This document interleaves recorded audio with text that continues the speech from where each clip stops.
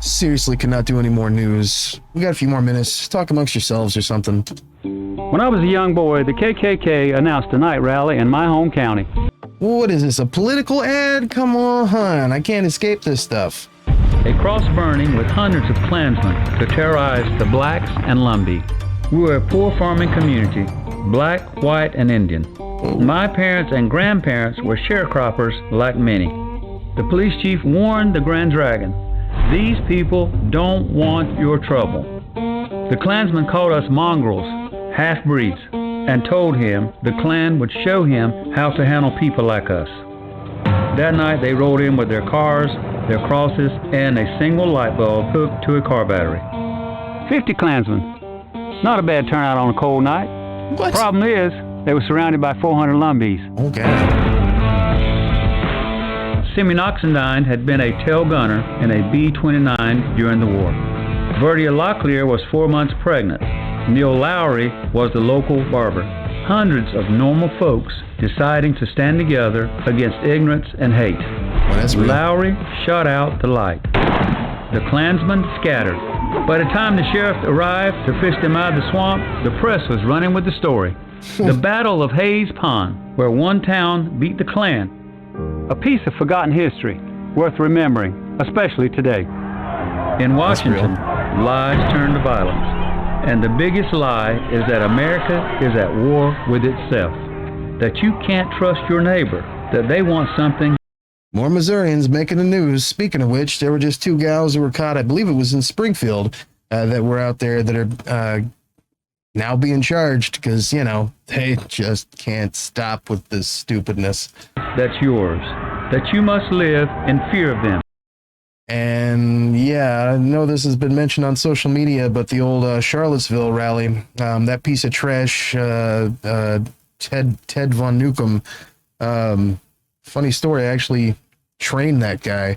My first ever communications job, first ever sales job, phone sales job. Actually trained that guy. Actually used to play chess with that guy back in the day. That was before he made national news for also being racist trash. But yeah, one of them fellers right there yonder. But the people who stood up at Hayes Pond refused to be afraid. I grew up with their story, and the lesson is human dignity is a human right. When I started teaching special needs children in the 80s, they had almost no rights in our schools. So I spent 30 years fighting the system to recognize their humanity. And as a legislator, I don't play politics. I study, I listen, and I vote my conscience. I'm Charles Graham, and I'm running for Congress because sometimes we're called upon to put things right, like Hayes Pond in 1958 and America today, where access to affordable health care is still out of reach to many families, where the sand... Another thing we just got here in the state of Missouri, no thanks to Governor Mike Parson. Hills face the highest unemployment rates in the country, and our veterans return from war, seeking opportunities and finding none. These folks didn't set out to make history, they just answered a neighbor's call. It happened here before, and now it's our turn. Nice. Well, I feel sorry for the person who's running against this guy. It's funny though. Whoever it was, the 3 videos that this guy used in his political ad, either actually or somewhere within the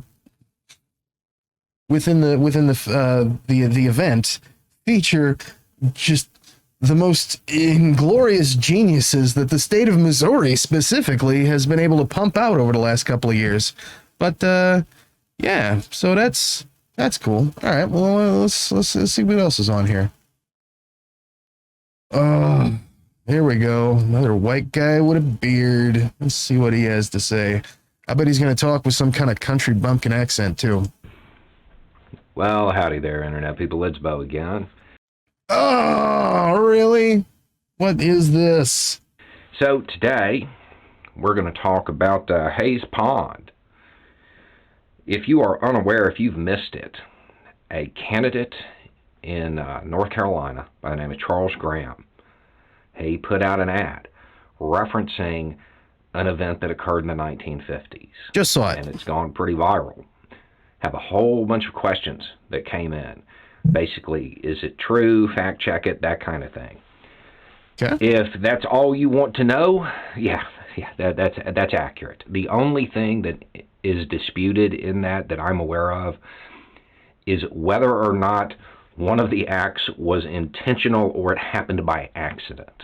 But as far as it being factually accurate, everything in that is historical record. If anything, that ad plays down how cool that event really was. What? Okay, I gotta know more. So today we're going to do a little Paul Harvey thing, and you're going to get the rest of the story when it comes to the Battle of Hayes Pond. Neat. Okay, so it starts with a guy named James Catfish Cole. Catfish being the nickname. Well, he served during World War II, and he was a minister and a taxi driver. Oh. He was also the Grand Dragon over the Klan in North and South Carolina.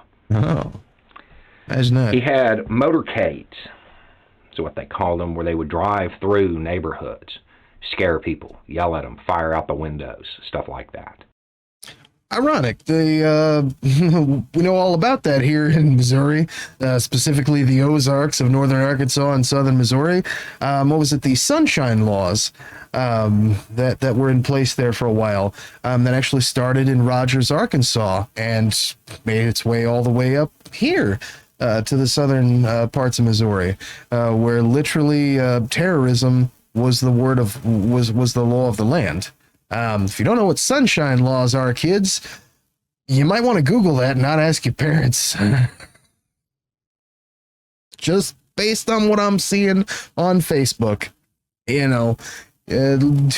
look it up yourself. I promise you'll be surprised if you don't know. They did this accompanied by the cops. Cops said it was, to maintain order. What'd I just say? Cole was pretty popular. His rallies drew thousands. I'll bet. Now, on the other side, you have Robert Williams with the NAACP. He was funded by a doctor, Dr. Perry. Now, Williams, he's like, we got some World War II vets of our own, And he reached out to the NRA, National Rifle Association, and he got a charter for a group.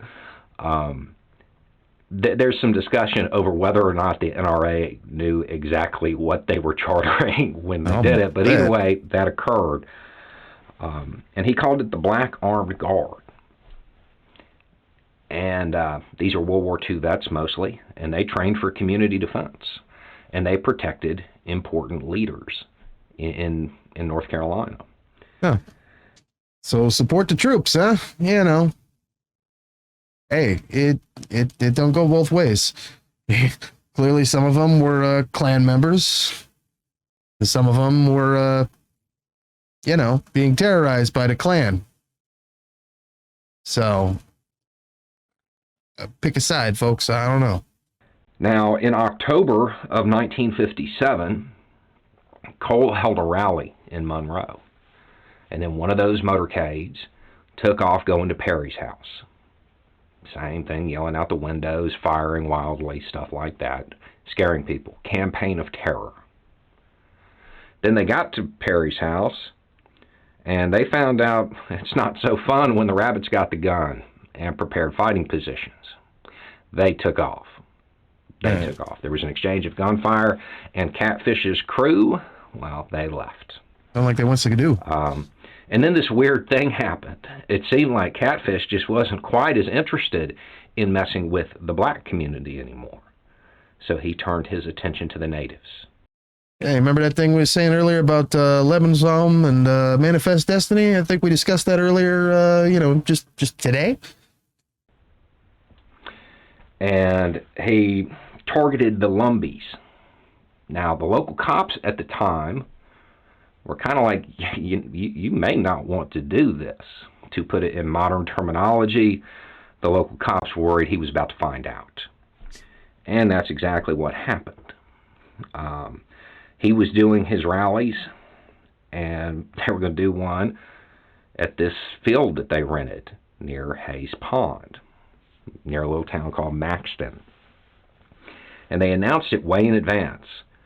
And the natives were kind of like, y'all all going to be in one place in the middle of the night, surrounded by dense forest, away from any kind of reinforcement.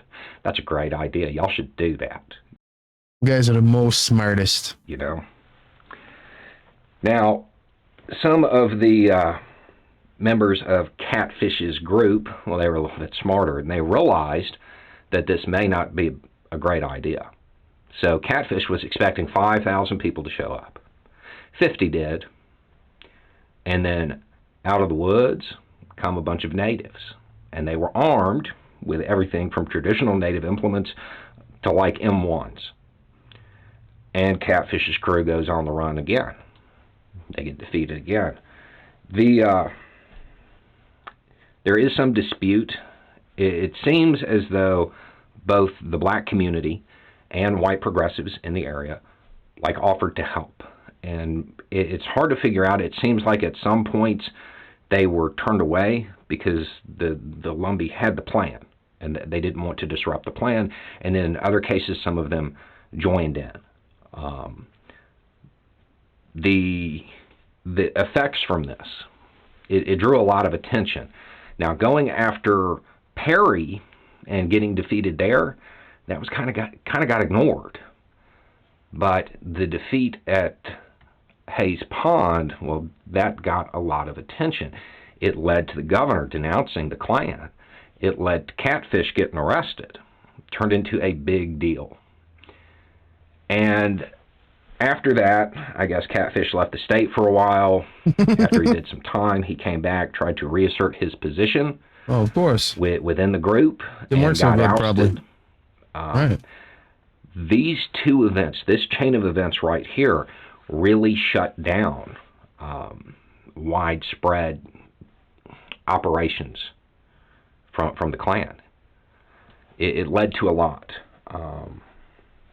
Now, as far as a fact check of what's said in that ad, there's nothing that's wrong with it. The light that gets shot out, I've read some things that said that was an accident, that it wasn't that he intentionally shot out the light when it started. It just the guy missed, occurred. Maybe. That's the only thing that's in dispute, and I don't see that as being very material to anything. So, at the end of the day, I think that while the story is definitely cool, I would question why a description of a historical event from the 1950s is still relevant when it comes to American politics. And what does that say? That an account of the Klan being defeated is still a good political ad today. I don't know what it says, but I'm pretty sure it's not good. Anyway, it's just a thought. Y'all have a good day. I don't know. I guess we could probably ask, the outlaw Josie Wales why it's still relevant and still a great subject matter for a political ad today. I bet he could probably answer that for us right quick. Oh, it's fantastic. Oh, man. I don't know about the rest of y'all, but I am definitely going to be liking and subscribing to this guy's YouTube channel. And speaking of which, if you like this kind of content, feel free to subscribe to my channel just as well. And yeah, bro, we'll see you in the next one.